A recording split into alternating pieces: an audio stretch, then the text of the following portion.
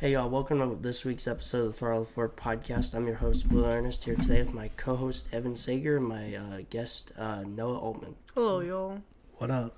So, got some other things real quick before we get into the main event main talking point, the crazy clash at Bowman Gray Stadium. But to get some other things first off, former four-time IndyCar champion Dario Franchitti, he will run the number one truck for Tricon Garage in the streets of St. Petersburg, Florida. Of course, the truck race, it runs as the opener, the supplement to the IndyCar race, which is their season opener, which runs the next day, which is March 1st. The truck race is February 28th. Also, Williams F1, they revealed their scheme. I really do like the two-tone, like the blue accents. Honestly, a lot of these F1 schemes that have been released have been pretty good and clean. Yeah. Except for Alpine. They just copy and pasted last year. It looks terrible. They said, we don't need a new design. That's so 3 years ago. Yeah. And I really do like the clever replacement of that Duracell battery. Yes. Yeah. Such a great decal. Back over to NASCAR. Corey Heim, in addition to already being confirmed to running the Daytona 500 in the 67 car later this month, he will also run 11 other starts this year. Those starts being Spring, Kansas, Texas, both races at Charlotte, which, remember, the fall race at Charlotte's back on the oval, thank God, finally. Nashville, San Diego, Chicagoland, Indianapolis, Summer Daytona, so he's running both Daytona races, yep. Fall Darlington for the Southern 500, and Homestead, the finale. So, I mean, you got to think both Riley Herbst and Ty Gibbs, which have undoubtedly received a lot of slander on this show from somebody, but they definitely have some serious pressure to perform this year. I will give you that. The slander is definitely unwanted. It's but not they unwanted. have a lot of pressure for sure to perform, as Heim is definitely right there to possibly replace either one of them going into 2027. Gibbs won't be replaced, unfortunately, because his grandpa has the name on the bill. Yeah, literally. Yeah. And with his monster money. Yeah, but Herbst also has that monster money too, but not as much. That's the only reason why he got a multi-year contract. Exactly, yeah. Also, NASCAR, they announced the schedules for the O'Reilly Series Dash for Cash and the Craftsman Trucks Triple Truck Challenge programs. The schedules being the O'Reilly Series, you got Rockingham as the qualifier, and then Bristol, Kansas, Talladega, and Texas for the 4 Dash for Cash races. And then trucks, you have Darlington, Rockingham, and Bristol. So, yeah. And then, speaking of trucks, Cleetus McFarland, pending NASCAR testing approval, he will make his Truck Series debut in the number 4 truck for Nice Motorsports at Daytona in the season opener next Friday night. So, I mean, it's going to be a packed truck race this year. Yeah. I'm all for it, though. Yeah. As if the entry list wasn't loaded enough for this race. I mean, if Cleetus, I mean, obviously pending NASCAR's approval in that test, but he and Travis Pastrana will be teammates for this race. So it might literally be like Talladega Nights in real life, just at Daytona on a Friday night. But, man, shake and bake. Same idea. So, ripping like a bald eagle. Oh, my God. Yeah. Should have zigged, should have zagged. Oh. Yeah. Top interview of all time. Yep. I loved it. Okay. Clash time. It is, I mean, Larson started on pole. He got that in qualifying, which, I just wanted to say, I'm glad that we finally got it in on Wednesday and that NASCAR didn't just, give up. And I definitely, we appreciate NASCAR and all the track workers for just all the hard work they put in to clear the track multiple times over from both of those winter storms that hit. So also, shout out the fans and a couple of drivers that came out and shoveled the grandstands, too. Yeah, I did see that. But I mean, Larson started on pole. He led early throughout the first half, and there was some good battles until the first half ended. And then the rain, and then the sleet, and then just ice. all hell broke all loose. the above weather happened in about the span of 5 minutes. Yeah. I mean, I was impressed with the Trackhouse cars being, the 88 of Zilich and the 97 of Shane Van Gisbergen. I mean, they both ran up in the top 5 until all the chaos hit, and I mean, SVG especially. I mean, he looked like at times he could have won the Clash itself, which would have been crazy. I mean, It's funny because if you saw his helmet design, like with the little the bird on the back, it had that little book, and it literally said Ovals 101 on it. Yeah, That's what it says. Because some of you don't know, obviously SVG is a road course ringer, and Yeah. I mean, over the last the last third of the regular season, he started doing pretty well on ovals. I think he's starting to figure them out. Yeah, he had like a couple. His first top 10 on an oval was Fall, Kansas last year. I mean, he comes from V8 Australian supercars, so yeah. But I think I'm interested in to see how Zilich and SVG battle in Cup on the road courses, which there is one less road course now. I know. So it's just Coda, San Diego, Sonoma, and Watkins Glen. That's it. So we're done with road courses in June. Thank God. Which is crazy. I mean, here's the thing. When NASCAR wanted to start their expansion of road courses, for a while it was just Sonoma and Watkins Glen. Then they added the Roval. But then a few years later, sure, COVID had a factor too with the Daytona road course, but you had Daytona road course, Chicago street course, San Diego for this year, Road America. You had lots of different road courses. Mexico City. Yeah, Mexico City too. Like, that was when, it was a different point in NASCAR when road course racing was definitely more enjoyable, and now with the next gen car, it's just like, Give us more cookie cutter tracks. Yeah. Bring back the 2018 schedule.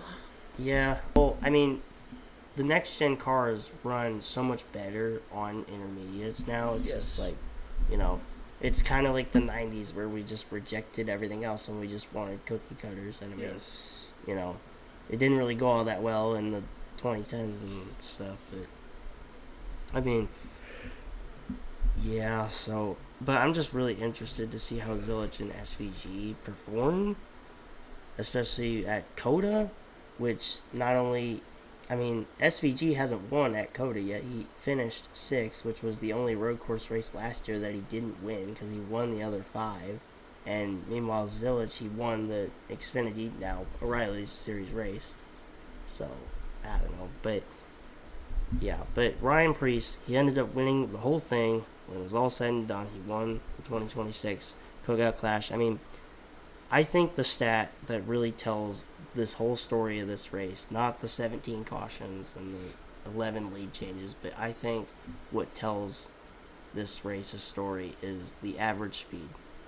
21.39 miles an hour. I mean, no, when I went and picked you up at your house, driving down, that residential street in Davenport, I mean, I literally drove faster to pick you up than the average speed of that race.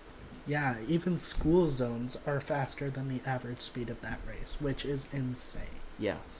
So, I mean, yeah. But Preece, he becomes the third driver in NASCAR history to win the Clash before winning their first points-paying event. And, of course, the other two are Jeff Gordon in 1994 and, this man's over here smirking over here, Denny Hamlin in 2006. So, yeah, pretty exclusive club there. I mean, Gordon and Hamlin, First ballot Hall of Famers. Well, yes. But I was going to say this. Gordon, after he won the Clash in 94, he won his first 2 career races that same season.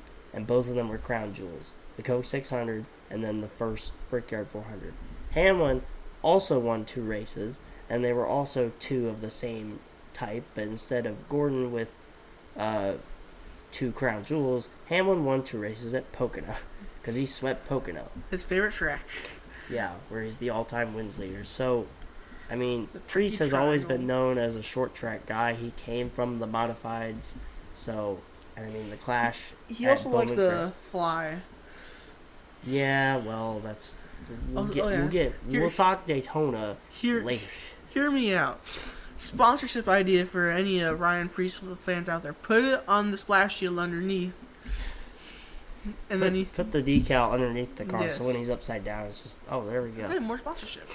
Yeah, but I mean, Preece, he's a modified guy, and winning the Clash at Bowman Gray Stadium, it's a flat track, 4 mile, goes around a football field basically. I mean, it's like if we put Cup cars around Brady Street Stadium. Pretty much. So, yeah, which would be really cool, but they're never gonna do that ever. ever and ever and ever. So, but I mean, I look at like Spring Martinsville as an opportunity, Richmond, New Hampshire, just other shorter flat tracks where Gateway. he could, Gateway too. You could throw that in there to get Iowa. Yeah, Iowa too. So, just trying. There's definitely plenty of opportunities that Priest could win at to get his first points-paying run, or 2 or more. Could he make a run at the Chase? I don't know. We'll see.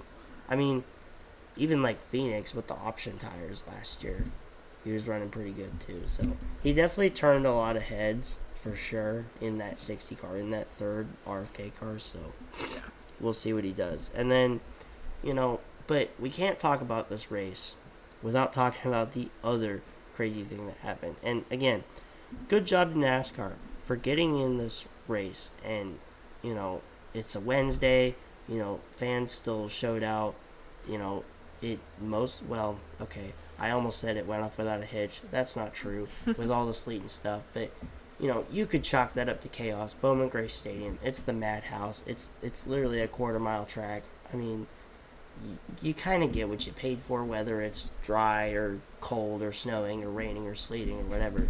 But I don't care that it's a Wednesday night on, just in February. Why did NASCAR decide to put the last 40 laps of the race on FS2?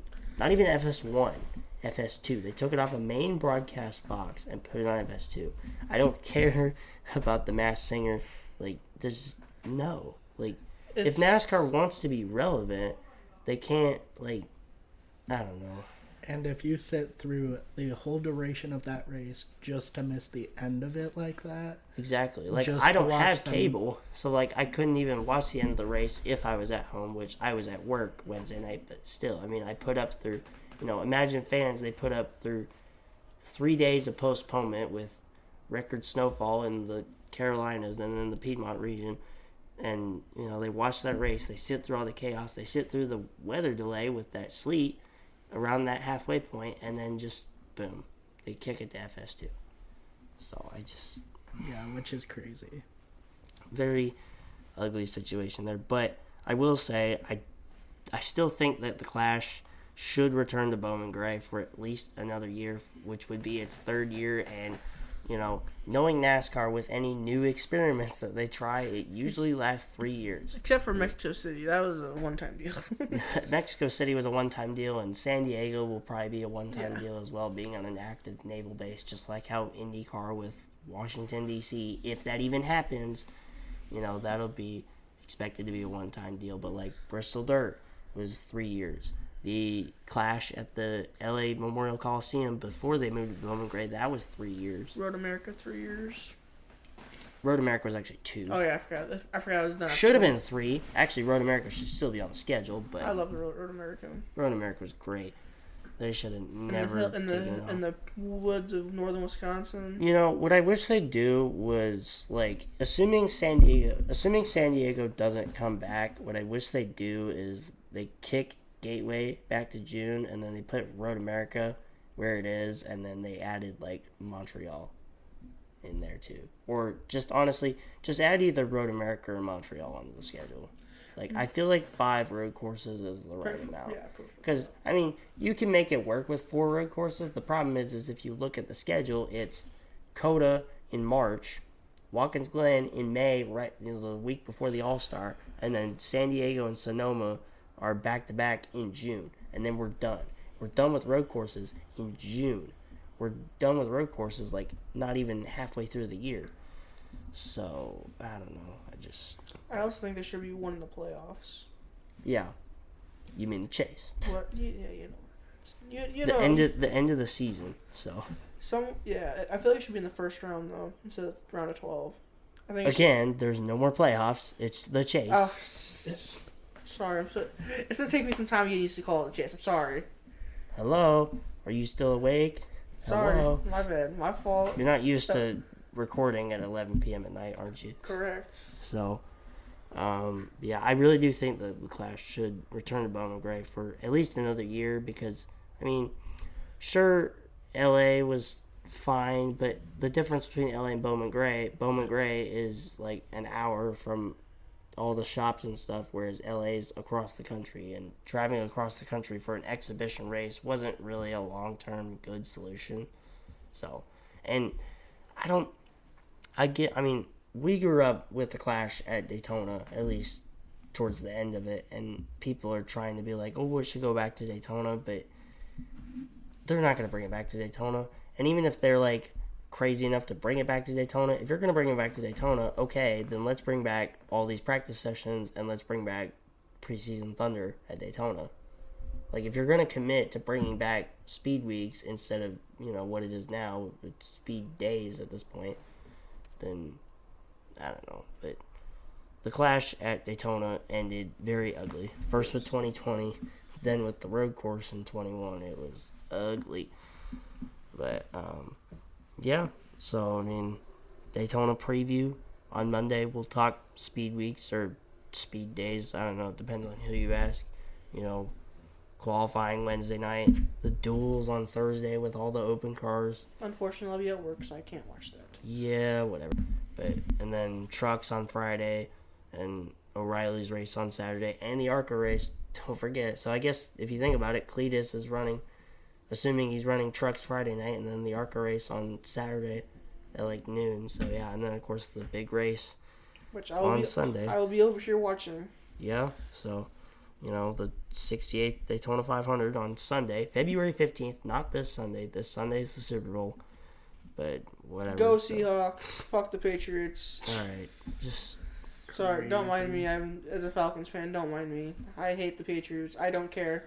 I'm a Raiders fan and I don't like the Patriots either. But whatever. I'll just do what I normally do and not watch the Super Bowl. Actually, I'll watch the Super Bowl for the commercials. Yes, for the commercials. For Cadillac's ad for F1. Yes. That's about it. But yeah, I don't know. Sorry, I had to get that off my chest. I thought this was a NASCAR podcast. I was on. Yes, you are. And it's a motorsports podcast. We just... On the occasion, we'll talk about some other sports, too. Like when we had postseason baseball last year. Yeah. Oh, boy. We make side tangents, but it's okay. In motorsports, you go on side tangents, too. Most of the time, I'll just go you end up off the track. Most of the time, I'll just go on a rant about a team. Yeah, whatever, but... yeah. And to get this off my chest, since we're doing this now, Haley, I'm still so jealous that you're going to the 500, just like last year, and 24 and 23. But, yeah, I'll be there next year, whether you like it or not. So, but that's all we got for this week's episode of the Throttle 4 podcast. Make sure you tune in and listen and download on Spotify, Apple Podcasts, YouTube. Check out the Chill Photography and Throttle 4 podcasts, Instagrams, and TikToks, and don't listen to Evan talk about Falcons and Denny Hamlin and I don't know, propaganda over here. Hey, it's not propaganda, okay? Whatever you say. It's my beliefs. Whatever you say. And thanks to Noah for showing up. He's a rookie, so he's got a lot to learn. He's got his yellow stripes on today. Yep. Hey, fun fact, they actually changed it, I think, last year to where it's not required, which I think is bullcrap, personally. I know, especially if you don't know NASCAR. Yeah. Sidetrack, sorry, guys. The people that listen to this, they're used to it at this point. They know that when we start talking, like, we're going to end the episode tasting like they know ball, but yeah, so that's all we got for this week's episode of the Throttle 4 podcast, and we'll see y'all on Monday talking about Daytona. Have a good night, y'all.